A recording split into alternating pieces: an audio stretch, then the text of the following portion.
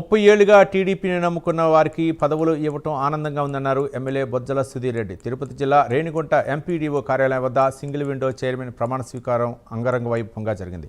ఈ కార్యక్రమానికి ఎమ్మెల్యే బొజ్జల సుధీర్ రెడ్డి హాజరయ్యారు. ఎమ్మెల్యేకు ఘన స్వాగతం పలికిన single window chairman Bhaskar Reddy తనకు ఈ పదవి ఇచ్చినందుకు ఎమ్మెల్యేకు కృతజ్ఞతలు తెలిపారు.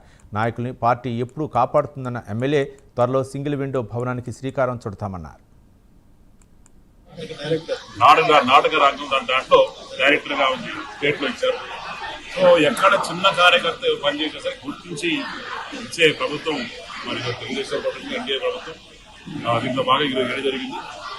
దీంట్లో కొత్త దిశగా ఏ రకంగా ఆలోచించి ఒక సొంత బిల్డింగ్ వీళ్ళకి, అట్నే ఓటింగ్ ప్యాటర్న్, దాని తర్వాత ఫార్మర్స్కి దగ్గరగా ఉండేది ఈ సొసైటీ ఈ బ్యాంక్. సో ఈ కోఆపరేటివ్ బ్యాంక్స్ కింద ఏ రకంగా మనం చేస్తామనేది చూసాం.